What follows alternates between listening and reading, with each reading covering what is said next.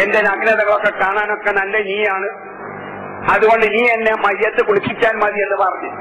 അങ്ങനെ മയ്യത്ത് കുളിപ്പിക്കുകയാണ്. അബൂബക്കർ മരിച്ചപ്പോൾ ഭാര്യയാണ് മയ്യത്ത് കുളിപ്പിക്കുന്നത്. അതുപോലെ തന്നെ ഫാത്തിമ റളിയല്ലാഹു അൻഹ അവര് ഭർത്താവ് അലിയോട് പറഞ്ഞ്, എന്റെ നഗ്നത കാണാനൊക്കെ ഭർത്താവായ നിങ്ങളാണ് ഏറ്റവും നല്ലത്, അതുകൊണ്ട് ഞാൻ മരിച്ചാൽ എന്നെ അന്യ സ്ത്രീകളൊന്നും കുളിപ്പിക്കേണ്ടതില്ല, ഭർത്താവായ നിങ്ങളെ കുളിപ്പിച്ചാൽ മതി എന്ന് പറഞ്ഞു. അങ്ങനെ ഫാത്തിമ റളിയല്ലാഹു അൻഹ മരിച്ചപ്പോൾ ആ മഹദിയെ മയ്യത്ത് കുളിപ്പിക്കുന്ന ഭർത്താവായ അലി അള്ളാഹുവാണ്. ധാരാളം സംഭവങ്ങൾ ഈ വിഷയത്തിൽ കാണാം. അതുപോലെ തന്നെ ആയിഷ റളിയല്ലാഹു പറയാണ്, ഒരിക്കൽ ദഖല അലയ്യ റസൂലുള്ളാഹ്, നബി എന്റെ അടുത്ത് കയറി വന്നു.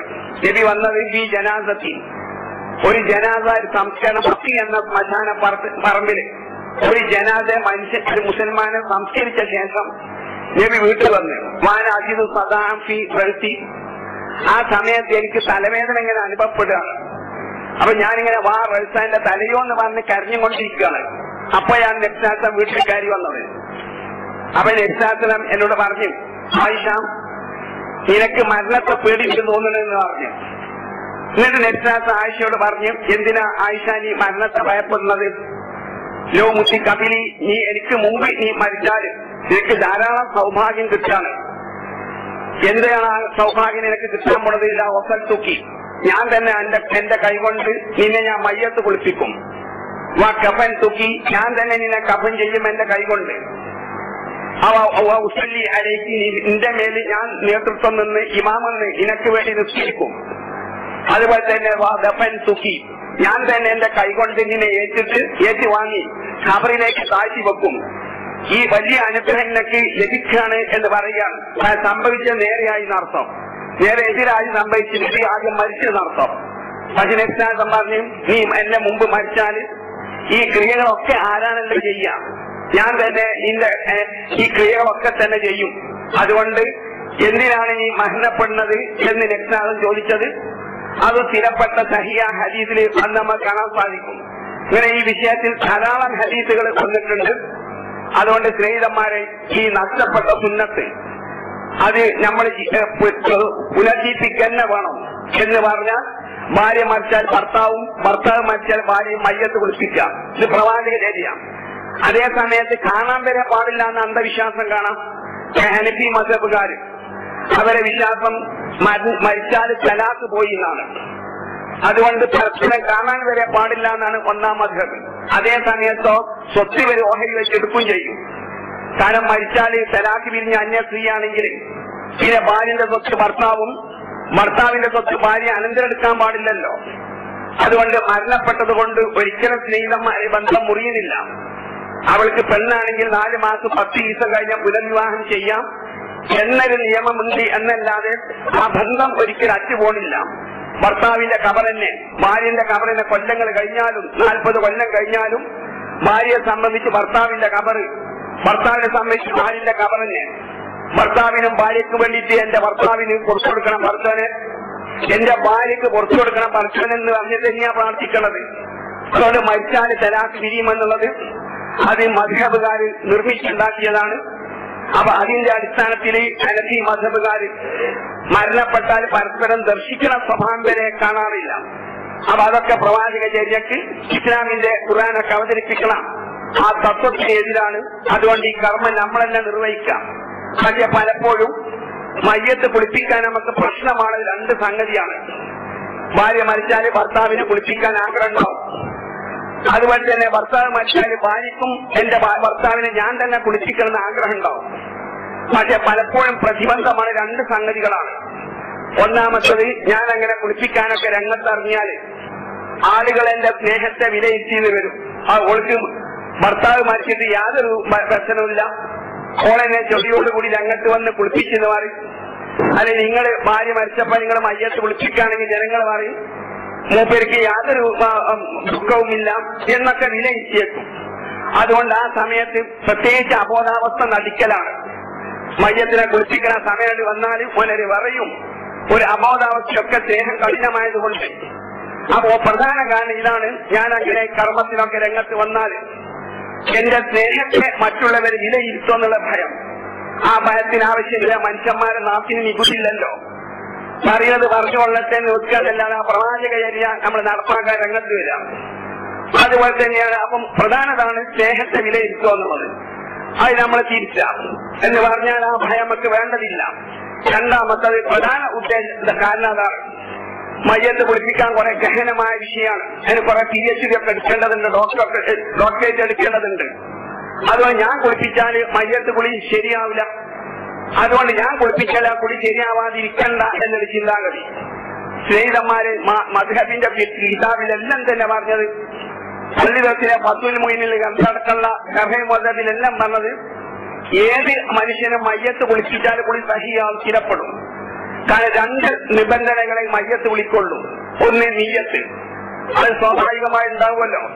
നിങ്ങളെ ഭാര്യയെ കുളിപ്പിക്കുമ്പം ഇത് ജീവനുള്ള ഭാര്യനെ കുളിപ്പിക്കാനൊന്നും ചിന്തിക്കൂല. അത് മയ്യത്ത് കുളിപ്പിക്കാൻ നമ്മുടെ മനസ്സിലുണ്ടാവും. രണ്ടാമത്തെ ശരീരം മുഴുവൻ വെള്ളമാകുക. അപ്പൊ ശരീരം മുഴുവൻ വെള്ളമായി കഴിഞ്ഞാൽ മയ്യത്ത് കുളി സഹിയായി. സർവ ഫിഖിന്റെ കിതാബിലും പറഞ്ഞതാണ്. അപ്പോൾ എത്ര അറിയാത്ത ആളാണെങ്കിലും മയ്യത്ത് കുളി സഹിയാവാത്ത പ്രശ്നം വരുന്നില്ല. നിങ്ങൾ ആ മയ്യത്ത് കുളിക്കാൻ നീയത്ത് കരുത്തുണ്ടാവില്ല. പിന്നെ ശരീരം മുഴുവൻ വെള്ളമാണ് കുളിക്കുക. അങ്ങനെ ശരീരം മുഴുവൻ വെള്ളമായി കഴിഞ്ഞാൽ മയ്യത്ത് കുളി സഹിയാകാണ്. ഇനി നബിചര്യയും കൂടി കിട്ടണമെങ്കിൽ ഒന്ന് രണ്ട് സംഗതികൾ നമ്മൾ ശ്രദ്ധിച്ചാൽ മതി. ആദ്യം മയ്യത്തിനെ കട്ടിയിൽ മേലെ കിടത്തിയ ശേഷം ഒരു ഉളു എടുത്ത് കൊടുക്കുക. ആദ്യം കുളിക്ക് മുമ്പാണ് ഉളു എടുക്കേണ്ടത്. അത് ഇമാം ബുഖാരി മുസ്ലിമിന്റെ ഹദീസാണ്. ഉമ്മു കുൽസും എന്ന നബിയുടെ മകള് മരിച്ചപ്പോൾ ആ ഉമ്മു കുൽസുമിനെ മയ്യത്ത് കുളിപ്പിക്കുന്ന സമയത്ത് നെസ്ലാസ് കയറി വന്നിട്ട് നിങ്ങൾ കുളിപ്പിക്കുമ്പം അവളുടെ വലത് ഭാഗങ്ങൾ കൊണ്ടും ഉള്ളൊടുക്കുന്ന അവയവങ്ങൾ കൊണ്ടും തുടങ്ങുക എന്ന് പറഞ്ഞു. അപ്പൊ അതിന്റെ അടിസ്ഥാനത്തിൽ നമ്മൾ ആദ്യം മയ്യത്തിന് ഒരു ഉള്ളെടുത്ത് കൊടുക്കാം. അങ്ങനെ ഉള്ളെടുത്ത് കൊടുത്ത ശേഷം പിന്നെ വലത് ഭാഗത്തേക്ക് വെള്ളം പാരാം, ഇടത് ഭാഗത്തേക്കും വെള്ളം പാരാം. എന്നൊരു സോപ്പ ലഭ്യാണ്. ഇതൊരു താളിയിലാണ്. ഇത് താളി തന്നെ ഉപയോഗിക്കണമെന്നില്ല. അടുക്കി നീക്കുന്ന സോപ്പ് എന്തേലും ഉപയോഗിച്ച് ശരീരം നല്ല കഴുകി വൃത്തിയാക്കുക, വെള്ളമൊഴുക്കിയിട്ട്. എന്നിട്ട് അയക്ക് നീങ്ങിയിട്ടില്ല എന്ന് തോന്നുകയാണെങ്കിൽ ഈ കഴുകൽ തന്നെ 3 പ്രാവശ്യമാക്കാം, അത് 5 പ്രാവശ്യമാക്കാം. അങ്ങനെ 3 or 5 പ്രാവശ്യം അങ്ങനെ കഴുകിയ ശേഷം അവസാനം 3 കുടം അത് 5 കുടം വെള്ളം ഒഴിക്കാം. അവസാനത്തെ കുടത്തിൽ വ്യത്യാസം പറഞ്ഞ് ചെയ്യാം മീൻ കാപ്പുഴി എന്തെങ്കിലും സുഗന്ധമൊക്കെ ഒഴിക്കുക എന്ന് പറഞ്ഞു. അപ്പൊ അവസാനത്തെ കുടം വെള്ളത്തിൽ സുഗന്ധം ഒഴിച്ചിട്ടാണ് ഒഴിക്കാം. ശേഷം വെള്ളാണ് ഈ ഭാര്യ നിങ്ങളെ കുളിപ്പിക്കുകയാണെങ്കിൽ വ്യത്യാസം പറഞ്ഞ് 3 ഇതളായിട്ട് മുടിക്കുക. വലത് ഭാഗത്തുനിന്ന് കുറെ മുടിയിരിക്കുക. എന്നിട്ട് അത് മെടഞ്ഞിട്ട് പിന്നിക്കിടുക. മധ്യഭാഗത്തുനിന്ന് കുറച്ച് മുടി എടുത്തിട്ട് മെടയാം. എന്നിട്ട് പിന്നിലേക്ക് ഇടാം. പിന്നെ അവസാന ഭാഗത്ത് ഇങ്ങനെ 3 ഇതളായി മെടഞ്ഞിട്ട് മുന്നിക്കുക, പിന്നിക്കുക. ഇനി പുരുഷനാണെങ്കിലോ കുറച്ച് ശേഷം ചീർപ്പിടിച്ചിട്ട് മുടി ചീവുകയും ചെയ്യാം. ഇത്രയുള്ള സുന്നത്ത് കിട്ടുകയാണെങ്കിൽ.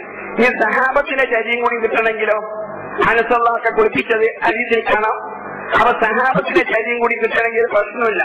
ആദ്യം മയ്യത്തിനെ കടത്തിയിട്ട് ഒന്ന് ഇരുത്തിയ ശേഷം വയറിന്മേൽ നല്ല ശക്തിയായി ഉയർത്തുക. എന്തിന്? മനുഷ്യൻ മരിക്കുന്ന സമയത്ത് കുറച്ച് മലം വന്ന് നിൽക്കുന്നുണ്ടാവും. മരണവേദന കാരണം കുറച്ച് മലം വന്നിട്ടുണ്ടാവും. അപ്പൊ അത് മുഴുവനും പുറത്തു വരാൻ വേണ്ടി കഫം ചെയ്യുന്ന വേളയില് കഫം പുറമേ നാവാതിരിക്കാൻ വേണ്ടി മയ്യത്തിനൊന്ന് ഇരുത്തിയിട്ട് വയറ് ശക്തിയായി വരച്ചുക. എന്നിട്ട് വെള്ളം വന്ന് സൗചിച്ചു കൊടുക്കുക. ശേഷം വീണ്ടും കട്ടിനുമേൽ കടത്തുക. എന്നിട്ട് പല്ല് മിസ്വാക്ക് ചെയ്തു കൊടുക്കുക, പല്ല് തേച്ചു കൊടുക്കുക. ശേഷം ഞാൻ ആദ്യം ഫലമായി സുന്നത്ത് പറഞ്ഞമാതിരി ആ ഒരു മിസ്വാക്ക് ചെയ്ത ശേഷം ഉടുത്ത് കൊടുത്തിട്ട് ആദ്യം വലത് ഭാഗത്തെ അടുത്ത ഭാഗത്തും മാറ്റി ഞാൻ ആദ്യം വിശദീകരിച്ച ശരീരം വിശദീകരിച്ച മാറ്റി അങ്ങനെ കഴിവും ചെയ്യാം. ഇത്രയുള്ളൊരു പ്രശ്നമില്ല. ആദ്യം വയറൊന്ന് നല്ല പ്രസ് ചെയ്യാം, വലച്ച മലക്കെ പുറത്തു വരാന് എന്നിട്ട് സൗചിച്ചു കൊടുക്കാം. അതിന് കീറക്കഷ്ണം ചുറ്റണമെന്ന് ഹദീസിൽ പറയലില്ല.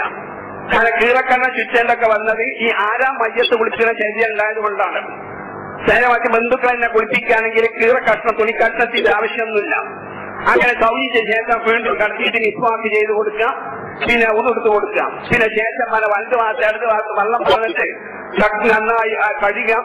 കഴുകിയ ശേഷം അവസാനം 3 കുടം 5 കുടം വെള്ളം പാല് അവസാനത്തെ കുടത്തിൽ കുറച്ച് സുഗന്ധം ഉപയോഗിക്കാം.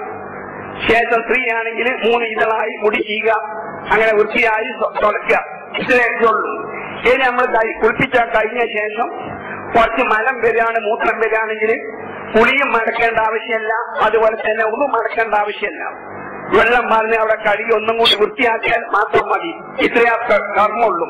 അതുകൊണ്ട് എനിക്കിത് അറിയില്ല എന്ന് വിചാരിച്ച് ആരും അതിന് പിന്മാറേണ്ട ആവശ്യമില്ല. ഇനി അതുമായി ബന്ധപ്പെട്ട മറ്റു വിഷയങ്ങൾ ഇൻഷാല്ലാ പിന്നീട് ചർച്ച ചെയ്യാം. അപ്പൊ ഓരോന്നും ഇസ്ലാം മത നബിയുടെ ആ കരിയറിന്റെ അടിസ്ഥാനത്തിൽ നമ്മൾ നിർവഹിക്കാൻ ശ്രമിക്കാം. പറഞ്ഞ മഹത്തായ ഞങ്ങൾക്കെല്ലാം പ്രദാനം ചെയ്യണമേ.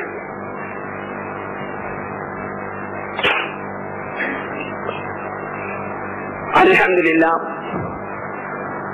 സല്ലല്ലാഹു അലാ നബിയിനാ മുഹമ്മദിൻ വഅലാ ആലിഹി വസഹ്ബിഹി വസല്ലമ തസ്ലീമൻ ദായിമൻ ഇലാ യൗമിദ്ദീൻ. അമ്മാ ബഅദു ഫത്തഖുല്ലാഹ ഇൻഷാഅല്ലാഹ്.